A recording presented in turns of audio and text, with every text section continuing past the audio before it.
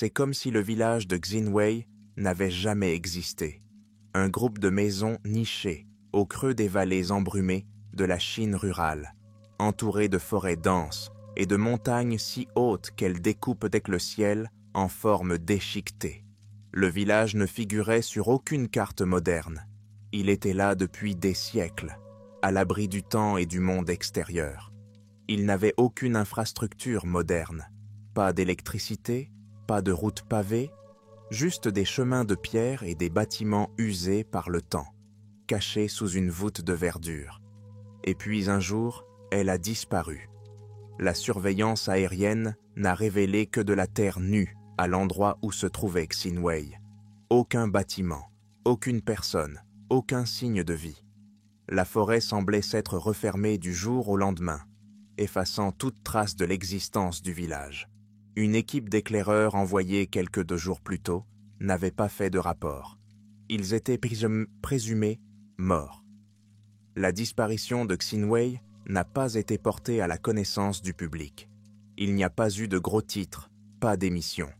Au lieu de cela, l'armée chinoise a bouclé la zone, interdisant à toute personne extérieure d'y pénétrer. Une unité d'élite de soldats a été constituée, sélectionnée pour leur loyauté et leur volonté de suivre les ordres sans poser de questions. Leur mission est simple, découvrir ce qui est arrivé à Xinwei et revenir avec des réponses. Mais rien n'est simple à propos de Xinwei. L'équipe arriva au périmètre de la vallée à la tombée de la nuit.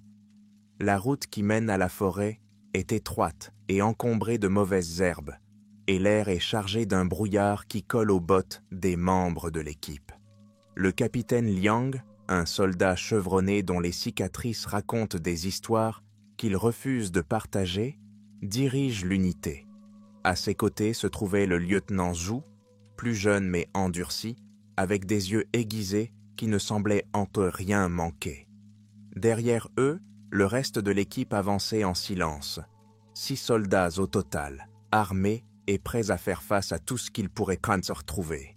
« Cet endroit n'est pas normal », marmonna l'un des hommes, la voix basse. Cela faisait des heures qu'ils marchaient, et plus ils s'aventuraient, plus il faisait sombre. La forêt semblait artificielle, trop silencieuse, comme si tous les êtres vivants avaient fui. « Continuez à avancer », ordonna Liang d'une voix ferme. « Nous camperons près du site. » Ils atteignirent la lisière de ce qui avait dompté Xinwei, juste après la tombée de la nuit. Le sol où aurait dû se trouver le village était stérile, dépourvu de toute trace de vie humaine. La terre était anormalement lisse, une vaste étendue de terre qui s'étendait sous le clair de lune comme une cicatrice vide. Liang s'agenouilla et passa ses doigts dans la terre. Elle était froide au toucher et, en levant la main, il remarqua quelque chose d'étrange. Le bout de ses doigts était recouvert d'une fine poussière noire qui lui collait à la peau. « Qu'est-ce que c'est que ça ?» demanda Zhu en s'accroupissant à côté de lui. Il sortit une petite fiole de son sac et recueillit un peu de poussière. Celle-ci brillait faiblement au clair de lune, comme de la cendre. « Des radiations ?» devina l'un des soldats, reculant comme si le sol lui-même risquait de le brûler. Liang secoua la tête. « Non, c'est autre chose. » Ils installèrent leur campement à l'orée de la clairière, sans faire de feu. L'air était glacial, le brouillard si épais qu'il était impossible de voir à plus de quelques mètres. Alors que les hommes s'installent, Zhu remarque quelque chose d'étrange. La forêt autour d'eux a changé. Les arbres, autrefois pleins de vie, semblaient morts, leur écorce noircie, leurs branches tordues comme des mains squelettiques. « Capitaine, » dit Zhu d'une voix basse, « quelque chose ne va pas. Quelque chose ne va pas. » Avant que Liang ne puisse répondre, le son commença. Il était d'abord faible, un bourdonnement sourd qui semblait provenir du sol sous leurs pieds. Ce n'était pas mécanique, mais ce n'était pas naturel non plus. On aurait dit des centaines de voix, chuchotant à l'unisson, juste au-delà de la portée de l'entendement. Les hommes se figèrent, leurs mains se portèrent instinctivement à leurs armes. Le son s'amplifia, se réverbérant dans l'air, vibrant dans leurs os. « Qu'est-ce que c'est » siffla l'un des soldats, le visage pâle. Les yeux de Liang se rétrécirent. « Restez en alerte, partez deux par deux, fouillez le périmètre. » Zhou se déplaça avec l'un des soldats, leurs bottes crissant doucement sur les feuilles mortes, tandis qu'ils balayaient l'âtre, la clairière, avec leurs lampes de poche. La lumière capta quelque chose devant eux, un éclat de métal à moitié enfoui dans la terre. « Capitaine, il faut que vous voyiez ça !» cria Zhou. Liang et les autres se rassemblèrent, tandis que Zhou s'agenouillait et balayait la terre. Sous la terre se trouvait une trappe métallique, rouillée mais intacte, avec un petit emblème circulaire gravé sur sa surface. L'emblème n'était pas familier. Une série de cercles concentriques, entourés d'étranges lignes dentelées. Liang traça le symbole avec son doigt, les sourcils froncés. « Ce n'était pas là avant, » dit Zhou. Liang se leva, la voix ferme. « Ouvrez-la. » Il fallut les 6 soldats pour ouvrir la trappe. Le métal gémit lorsqu'il céda, révélant une échelle menant dans les ténèbres. L'air qui s'élevait d'en bas était lourd et vicié, portant avec lui une légère odeur métallique qui fit tourner l'estomac de Zhou. « Des ordres, capitaine » demanda l'un des hommes, la voix hésitante. « Nous entrons » dit Liang, « restez à proximité, armes prêtes. » L'un après l'autre, ils descendirent sur l'échelle, leurs lampes de poche perçant l'obscurité. Le tunnel était étroit et bordé de béton, humide et décroulant par endroits. L'air devenait plus froid à mesure qu'ils s'enfonçaient, et le bourdonnement qu'ils avaient entendu en surface devenait plus fort, plus distinct. Ce n'était pas seulement un son, c'étaient des voix, des centaines de voix murmurant des mots incompréhensibles, se superposant les unes aux autres dans une mélopée constante. Lorsqu'ils atteignirent le fond, le tunnel s'ouvrit sur un couloir. Des tuyaux couraient d'hommes le long du plafond, laissant couler de l'eau sur le sol, qui était recouvert d'une substance ressemblant à de l'huile, mais sentant le sang. Les murs étaient comme couvertes de taches, des éclaboussures sombres et irrégulières qui avaient dû sécher depuis longtemps. « Où sommes-nous » chuchota Zhou, sa lampe de poche tremblant dans sa main. Le visage de Liang y était figé. Une installation souterraine continuait à avancer. Le couloir s'étendit sur des kilomètres, bifurquant vers des tunnels plus petits qui disparaissaient dans l'obscurité. Ils passèrent devant des salles remplies d'équipements rouillés, des ordinateurs aux écrans brisés, des bureaux couverts de poussière, des classeurs déchirés et vidés. Plus ils s'enfonçaient, plus l'air devenait mauvais, chargé d'une odeur de pourriture et de décomposition. C'est alors qu'ils ont trouvé le premier corps. Il s'agit d'un homme vêtu d'une blouse blanche dont le visage se contorsionne dans une expression de terreur indicible. Sa peau était grise, ses yeux grands ouverts et injectés de sang, comme s'il était mort au milieu d'un cri. Zhou se détourna, se couvrant la bouche. « Qu'est-ce qui s'est passé ici » murmura l'un des soldats. Liang s'approcha et passa sa lampe de poche sur le corps de l'homme. Il n'y avait pas de blessure de visible, pas de sang, mais la façon dont ses doigts étaient comme recroquevillés, ses mains s'agrippant à sa propre poitrine, suggéraient qu'il était mort dans d'atroces souffrances. Un presse-papier était posé à côté de lui, ses feuilles jaunies et cassantes. Liang s'en saisit et louche sur l'écriture délavée. Essai de phase 3, test du virus émotionnel. Les sujets exposés au désespoir ont atteint la fin de leur vie dans les 48 heures. L'effondrement émotionnel incontrôlé des sujets entraîne une défaillance systémique rapide. « Un virus émotionnel » Zhou chuchota, lisant par-dessus l'épaule de Liang. Sa voix était serrée, son visage pâle. « Qu'est-ce que ça veut dire » Liang ne répondit pas. Il se tourna vers les autres, la voix ferme mais froide. « Fouillez la zone. Trouvez des documents. Nous devons savoir ce qu'ils faisaient ici. » Tandis que les hommes se dispersaient, Les chuchotements dans l'air s'intensifiaient, se pressant contre leurs oreilles comme des mains invisibles. Zhou le sentit s'insinuer dans son esprit, une tristesse basse et rongeante qui tirait sur les bords de ses pensées. Il secoua la tête, essayant de se concentrer, mais les murmures ne s'arrêtaient pas. Puis, ils trouvèrent là-bas les salles d'expérience. Le couloir s'ouvrait sur une série de chambres fermées par d'épaisses portes de fer. La peinture s'écaillait, laissant apparaître la rouille, et chacune d'entre elles possédait une petite fenêtre renforcée, maculée de sang noir, ou pire encore. Certaines portes portaient de profondes entailles, comme si les personnes piégées à l'intérieur les avaient griffées pour tenter de s'échapper. La lampe torche de Zhou tremblait lorsqu'il s'approcha de la première porte, les chuchotements dans l'air n'étant plus qu'un bourdonnement incessant. Il essuya la vitre avec sa manche, faisant disparaître la crasse juste assez pour voir à l'intérieur. Ce qu'il vit le hantera à jamais. La pièce était petite et stérile, ses murs étaient tapissés d'acier inoxydable depuis longtemps noirci par la décomposition. Au centre, attachée à une chaise rouillée, se trouvait une silhouette humaine, ou ce qu'il en restait. Son corps était décharné, ses membres anormalement minces, la peau collant aux os comme de la cire.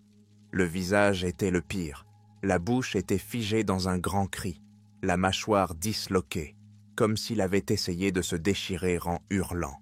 Les yeux avaient jamais disparu, des orbites noires et vides à la place des pupilles, comme si quelque chose les avait creusées. Des symboles semblables à ceux de la trappe ci-dessus, mais plus désordonnés, plus frénétiques, comme s'ils avaient été écrits par quelqu'un en proie à une panique fiévreuse, étaient griffonnés sur les murs avec ce qui ressemblait à des ongles ou à des dents. Des mots en mandarin étaient gravés à côté d'eux, tremblants et brisés. Le désespoir était la clé. Le désespoir était la porte. Zhou s'éloigna de la porte en titubant, le torse bombé. « Capitaine, nous ne devrions pas être ici. » Liang le dépassa, sa propre lampe de poche balayant la fenêtre. Il resta silencieux un long moment, la mâchoire serrée, avant de passer à la porte suivante. Les autres pièces n'étaient pas mieux. Dans l'une d'elles, une femme était affalée sur une table métallique, le corps contorsionné de façon anormale, comme si ses os avaient été pliés jusqu'à ce qu'ils se brisent. Dans une autre, plusieurs personnages, des sujets d'expérience, étaient assis côte à côte sur des bancs, la tête baissée, les mains soudées à la poitrine, dans des poses silencieuses et tordues. Leur bouche avait été cousue avec du fil de fer grossier, mais leur visage était lilixte et strié de larmes. Zhou se détourna, la bile lui montant à la gorge. La dernière chambre était pire. La porte était légèrement entr'ouverte, comme si quelqu'un s'était enfui précipitamment. Liang la poussa avec sa botte et l'équipe entra. La pièce était plus grande, avec des fenêtres d'observation sur un côté et des débris de verre éparpillés sur le sol. Au centre se trouvait un appareil métallique massif, ressemblant à la fois à une chaise et à une cage. Des chaînes y étaient suspendues, tachées de quelque chose de sombre.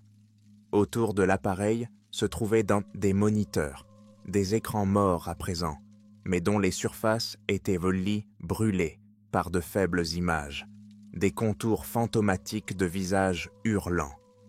Sur le mur au-dessus de l'appareil se trouvaient les mêmes symboles, déchiquetés, mais ceux-ci étaient et parfaits, délibérés. Sous ces symboles, quelqu'un avait écrit « Le virus se nourrit de désespoir. L'émotion est l'arme. L'émotion est le fléau. » Zhou regarda Liang, le visage pâle et couvert de sueur. « Ce n'est pas un virus, capitaine. C'est autre chose. » La lampe torche de Liang oscille en balayant la pièce du regard. Son expression est indéchiffrable. « Il faisait des expériences sur les émotions, dit-il, la voix creuse. Ils essayaient donc d'armer le désespoir. Mais comment ? La voix de Zhou se fendit. Comment fait-on cela ? En brisant les gens, répondit Liang.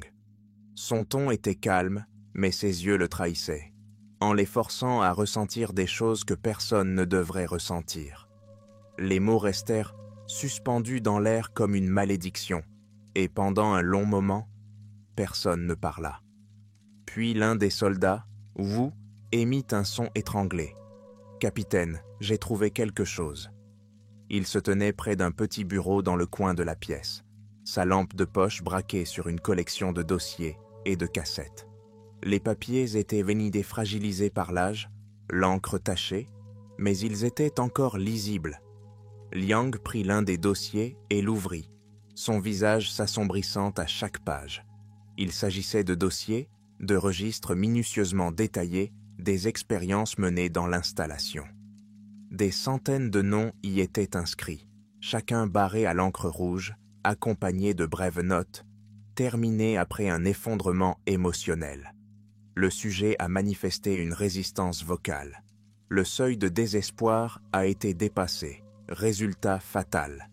Il y avait aussi des schémas, des diagrammes montrant la réaction du cerveau au désespoir, des images de scanners neurologiques où les synapses avaient même été brûlées.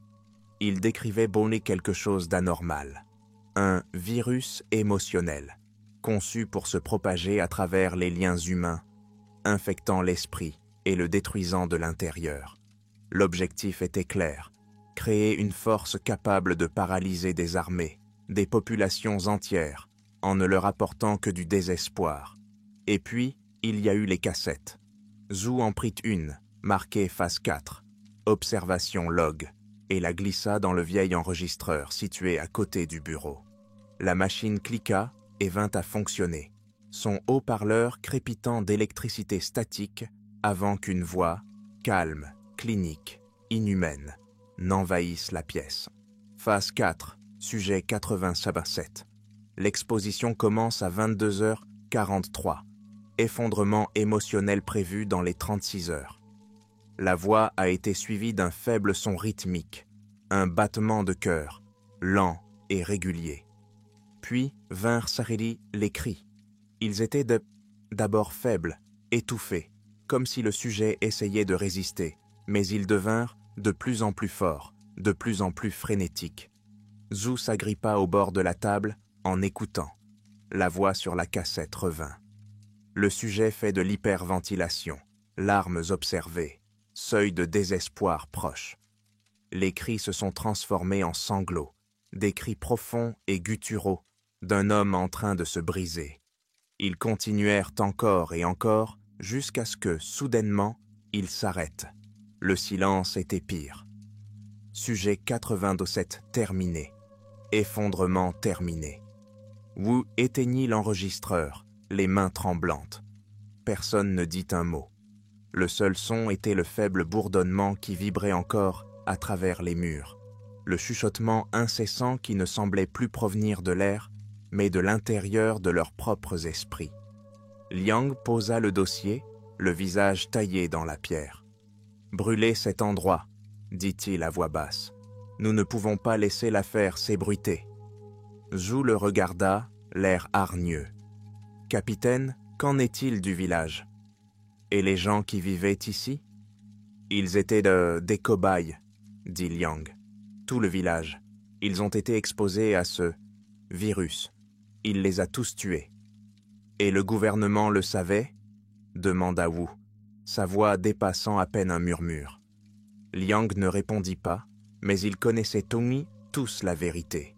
L'écoutille, le laboratoire, tout cela n'avait pas été caché.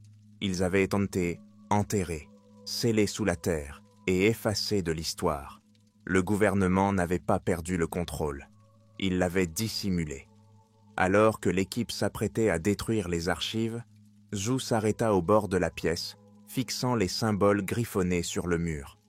Sa tête le lançait, les chuchotements étaient l'homme plus fort maintenant. Ils lui perçaient dès le crâne. Il pouvait le sentir, le virus, le désespoir.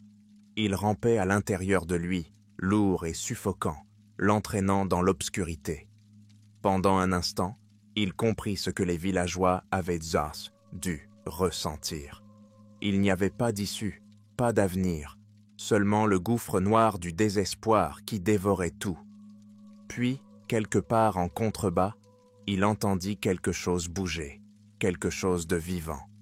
La respiration de Zhu s'accéléra à mesure que le son résonnait dans les profondeurs, doux au début, comme le grincement d'une vieille machine sortant d'un long sommeil. Puis, il s'amplifia. Le bourdonnement qui les avait hantés depuis leur entrée dans l'installation s'intensifia, vibrant à travers les murs, les sols et jusqu'à leurs os.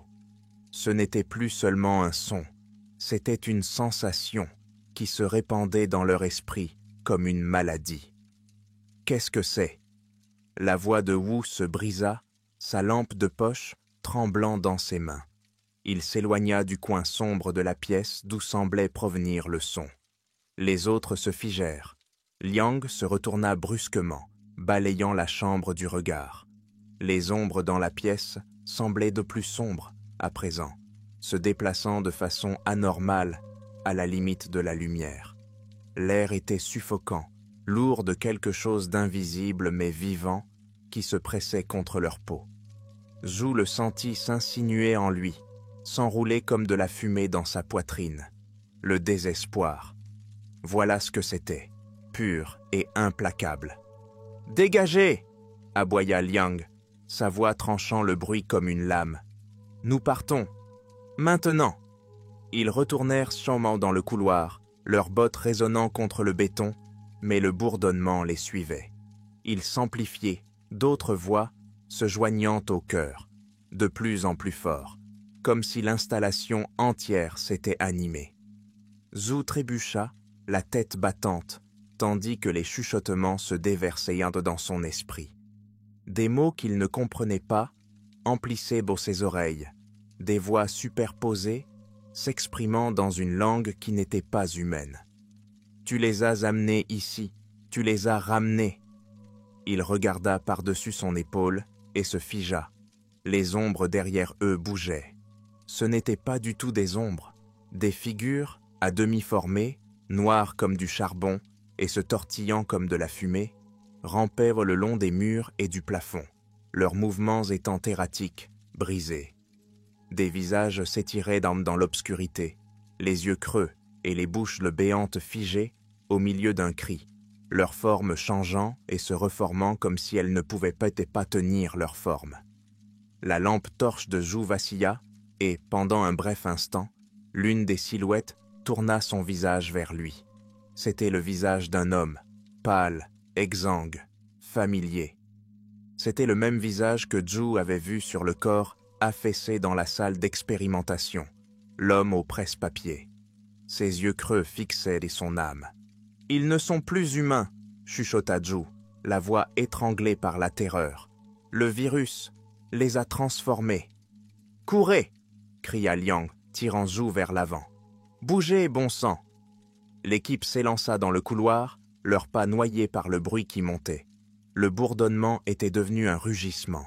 Les voix hurlaient dans toutes les directions. Zhu sentit le bruit s'enfoncer en lui, tirer sur ses pensées, l'emplir d'un insupportable sentiment de désespoir. « Tu ne peux pas t'échapper. Tu ne t'échapperas jamais. » Ils atteignirent l'échelle menant à l'écoutille, mais Wu vacilla.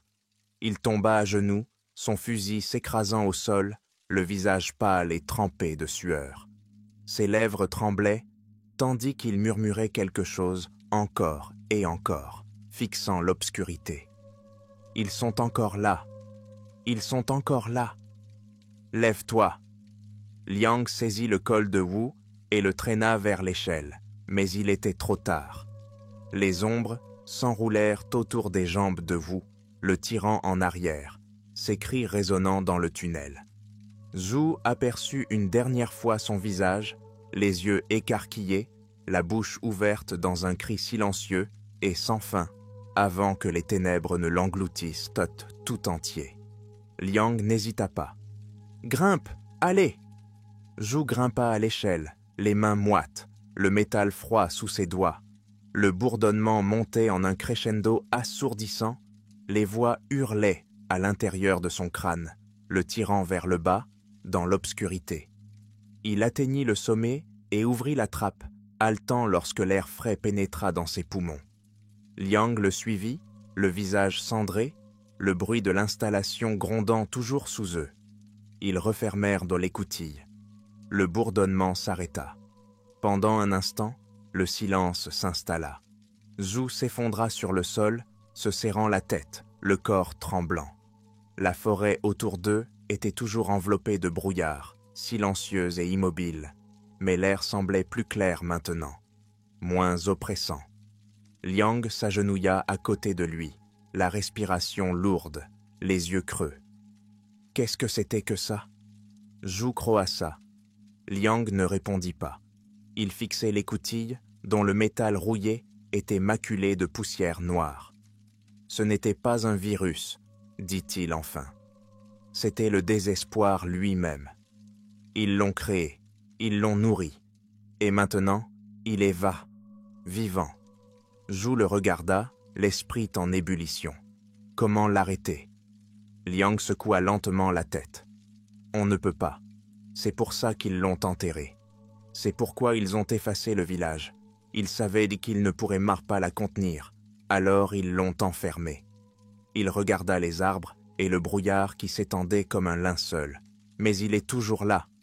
Il attend. Les soldats restants rassemblèrent le peu de force qu'ils avaient et commencèrent à marcher vers le point d'extraction. Ils ne parlaient pas. Ils ne regardaient pas en arrière.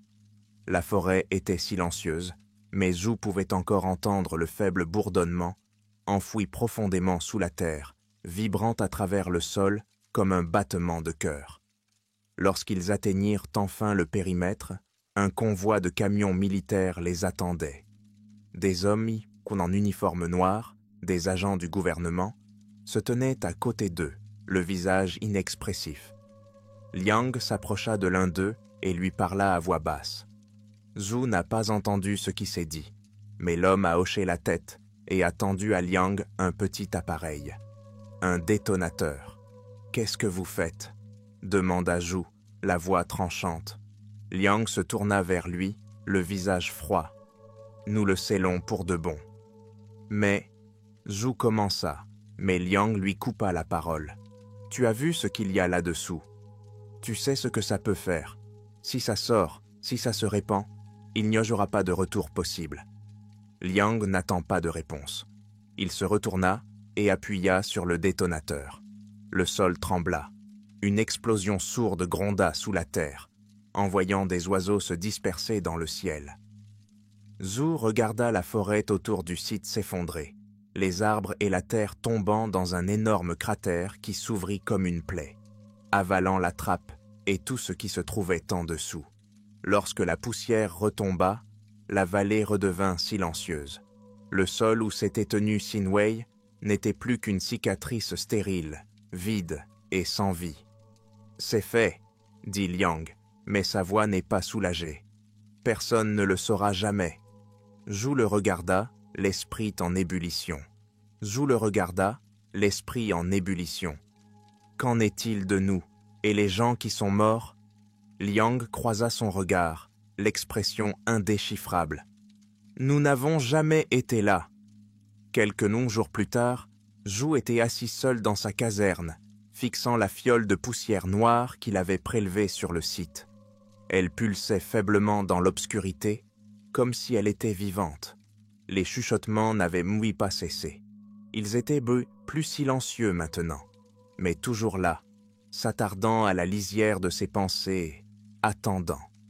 Parfois, au cœur de la nuit, il jurait qu'il pouvait encore entendre le bourdonnement. Le gouvernement a enterré la vérité, effaçant Xin Wei des cartes, des archives et de la mémoire. C'est devenu une autre l'histoire dont personne n'ose parler, un village qui s'est simplement volatilisé sans rien laisser derrière lui. Mais Zhu savait que ce n'était pas le cas. Le désespoir était toujours là, enfoui sous la terre, attendant que quelqu'un creuse trop profondément, écoute trop attentivement. Et lorsqu'il le ferait, il ressurgirait.